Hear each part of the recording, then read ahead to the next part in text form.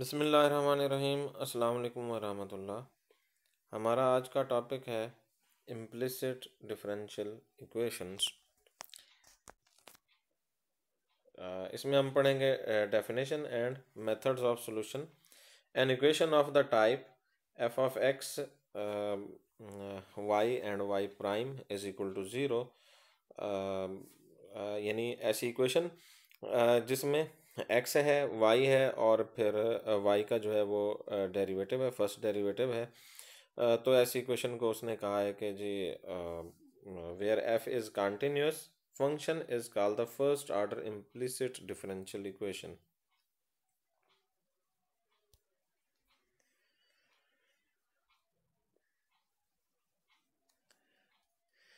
If this equation can be solved for y prime, we get one or several explicit differential equations of the type y prime is equal to f of x y।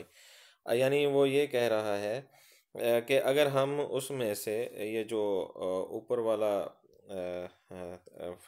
Equation थी, ये वाली, इसमें से अगर हम किसी तरह से y प्राइम को सेपरेट कर लेते हैं तो यानी ये y प्राइम जो है वो सेपरेट हो गया। अगर हम इसको सेपरेट कर लेते हैं तो फिर ऐसी इक्वेशन को हम कहेंगे explicit differential equation.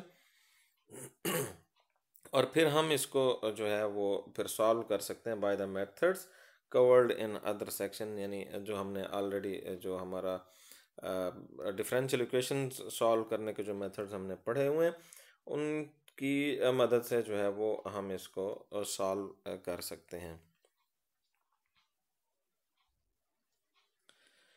Further, we suppose that the differential equation cannot be solved in the explicit form, so we should use different methods. This mean techniques for solving an implicit differential equation is the method of introducing a parameter।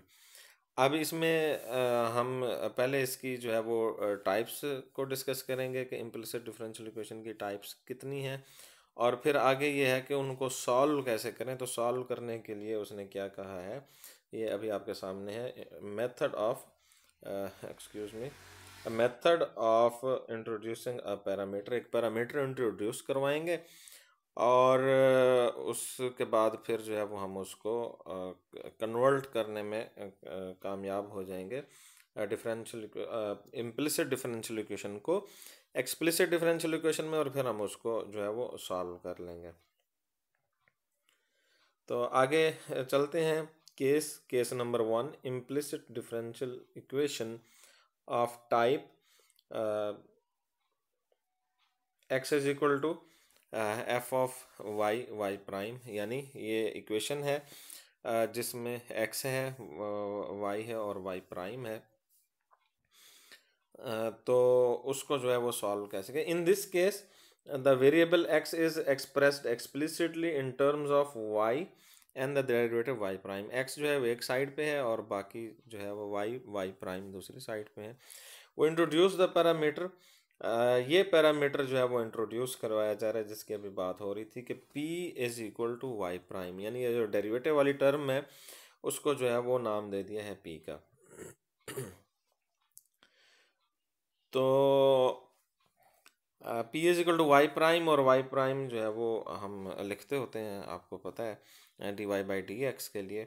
तो यही हमारी substitution है, या यही हमारा जो है वो पैरामीटर है जो हमने सारे केसेस में इंट्रोड्यूस करवाना है और फिर इक्वेशन को सॉल्व कर लेना है।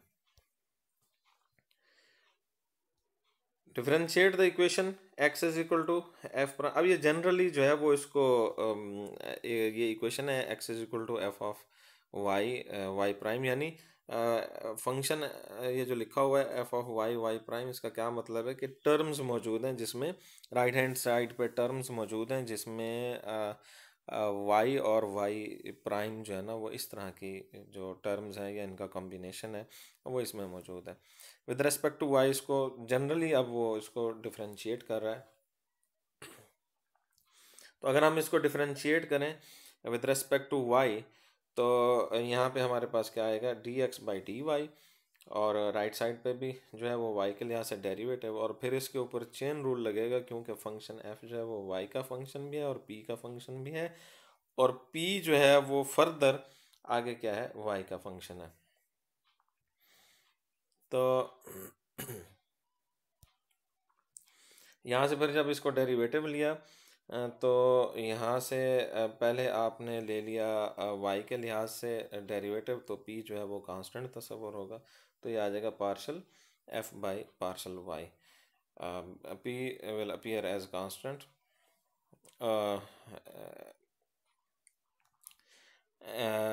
उसके बाद आप इसका जो है वो p के लिहाज से जब डेरिवेटिव लेंगे तो फिर क्या आएगा, partial f by partial p, और फिर p जो है वो आगे y का भी डेरिवेटिव है, तो फर्दर जो है वो d p by d y वो भी यहाँ पे जो है वो साथ में आ जाएगा। चेन रूल के तहत हमने ये इसको लिख लिया है।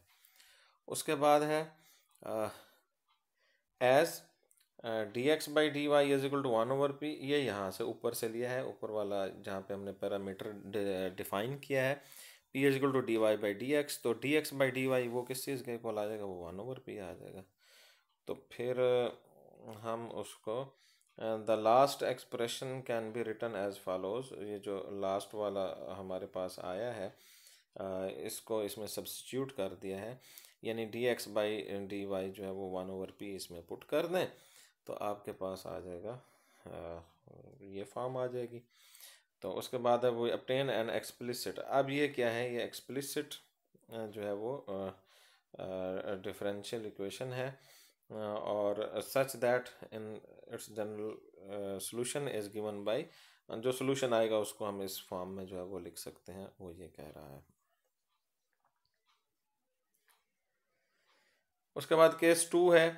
केस 2 में जो है वो y जो है वो एक्सप्लिसिटली है लिखा हुआ, यानी एक साइड पे है और दूसरी साइड पे x और dy बाई डी एक्स वाली, तो सेम सब्स्टिट्यूशन है और उसी तरह से सेम जो है वो उसका डेरिवेटिव लिया है, चेन रूल के साथ लिया है, और यहाँ से उसने इसको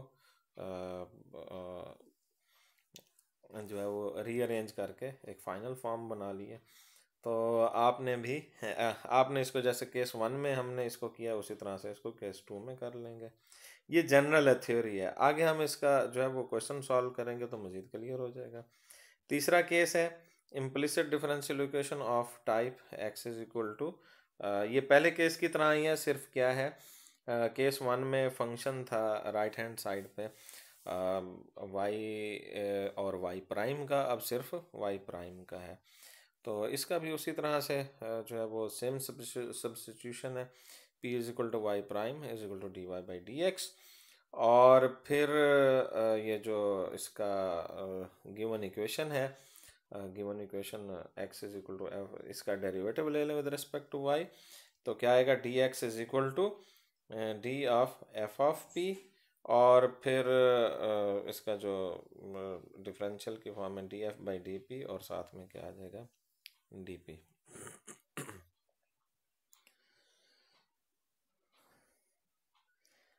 then the following relationship holds, यहाँ से जो है वो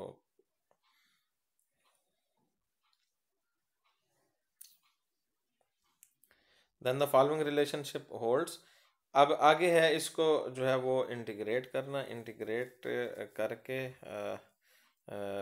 ये जो बना है ये वाला रिलेशन, ये कैसे बना है, d x by d y है ना आपके पास, sorry excuse me, d d x by d y is equal to 1/p, d x by d y is equal to 1/p है, या आप यूँ भी कह सकते हैं कि d y by d x is equal to p है, यानी इस इक्वेशन को यूज़ किया है ऊपर वाली इक्वेशन में, तो नीचे वाली जो है ये बन गई है, तो आप इसको ये कर लेंगे, इसमें कोई मसला नहीं है। तो आगे वो कहता है कि आपके पास दो इक्वेशंस आएंगी, उनको आप जो डील करना है वो आप कर लेंगे। इसी तरह से केस 4 है कि एक्सप्लिसिट एक टर्म जो है वो y, और दूसरी साइड पे ये वाली चीज़ है y प्राइम है, यानी ये केस 2 की तरह ही मिलता जुलता है। उसमें फंक्शन था f of x and y prime, तो यहाँ पे है सिर्फ वाई प्राइम का। तो आगे हम आते हैं, कोई क्वेश्चन सॉल्व करते हैं। एग्जाम्पल नंबर 1 है और एग्जाम्पल 2 है, 3 है। इसमें से एक मैं करा दूंगा, बाकी आप जो है वो इनको कर लेंगे। तो पहले वाली को देख लेते हैं।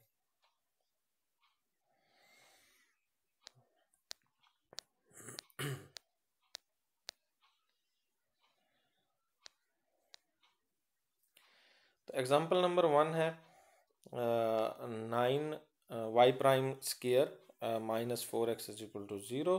This equation is of type x is equal to f y prime. आप इसको लिख सकते हैं। तो यानी आप इस ये जो गिवन इक्वेशन है, इसमें से x को एक साइड पर रख लें और y प्राइम दूसरी साइड पर, तो ये वाली टाइप बनती है, केस 3 बनता है। वो introduce the parameter p is equal to y prime, या इसको dy बाई डी एक्स आप कह लें, एक ही बात है। तो फिर आप इस इक्वेशन को y प्राइम की जगह पे आप जो है वो p लिख दें। अगर इस इक्वेशन में y प्राइम की जगह पे क्या लिख देंगे, एक्सक्यूज मी, y प्राइम की जगह पे p लिख दें और उसको रीअरेंज कर लें x को दूसरी साइड पर, तो आपके पास ये वाली इक्वेशन जो है वो बन जाएगी। अब क्या करना है, डेरिवेटिव लेना है, उसी तरह से जैसे थ्योरी में पढ़ा है हमने। तो जब डेरिवेटिव लेंगे तो ये फिर क्या आएगा, d x by d P. जो डेरिवेटिव लेंगे वो आपके पास क्या आएगा, p का डेरिवेटिव टू पी आ जाएगा, और यानी आपके पास आएगा d x by d p is equal to 9/4 multiplied by 2x। तो सॉरी 2p आएगा यहाँ पे, p स्क्वायर है ना, तो उसका डेरिवेटिव 2p। तो इसको रीअरेंज कर लें तो आपके पास जो है वो ये इक्वेशन आ जाएगी, यानी dp को दूसरी तरफ ले जाओ। उसके बाद है इसमें वो यूज़ कर रहा है dy by d x is equal to p, चूँकि हम जानते हैं, इसको इस इक्वेशन में यूज़ कर लें। तो फिर आप ये कह सकते हैं कि डी एक्स की जगह पे यानी यहाँ पे डी एक्स की जगह पे, ऊपर वाली इक्वेशन में डी एक्स की जगह पे रख देंगे आप यहाँ से डी वाई बाई पी, यानी डी एक्स किस चीज़ के इक्वल आ जाएगा, नीचे वाली इक्वेशन से d x is equal to d y over p आ जाएगा। इसको ऊपर वाली इक्वेशन में जो है वो इंट्रोड्यूस करवा दें, तो फिर रीअरेंज करने से आपके पास जो है वो d y is equal to आ जाएगा। अब इसको इंटीग्रेट कर रहा है, इंटीग्रेट कर रहा है तो ठीक है, इंटीग्रेशन बिल्कुल सादा सी है, कोई मुश्किल नहीं है। तो इसको इंटीग्रेट किया पी स्क्वेयर, तो उसके बाद पी स्क्वेयर का आपको पता है पी क्यूब बाई 3, और सम इसमें कांस्टेंट भी आ गया है। उसके बाद thus we get the general solution of the equation in parametric form. तो हमारे पास जो है वो पैरामीट्रिक फॉर्म में आ गया। एक तो ये y यहाँ से इंटीग्रेशन से आ गया है, यानी y is equal to 3/2 p cube और प्लस सी, वो ये y वाला है क्या, और x जो है वो ये आपके पास जो है वो ऊपर जहाँ पे आपने पैरामीटर इंट्रोड्यूस किया था डेरिवेटिव लेने से पहले, ये वो वहाँ से आ गया, ये ऊपर ये जो यहाँ पे टिक का निशान लगा हुआ है ये वाला।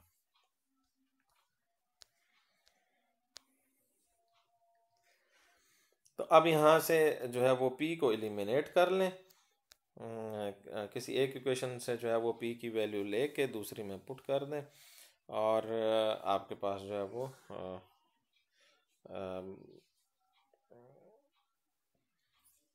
ये जो सेकंड इक्वेशन है, सेकंड इक्वेशन यहाँ से p की वैल्यू जो है वो ले ली है उसने, p square is equal to यहाँ से लिया और p की वैल्यू आ गई, दो वैल्यूज़ आ गई हैं।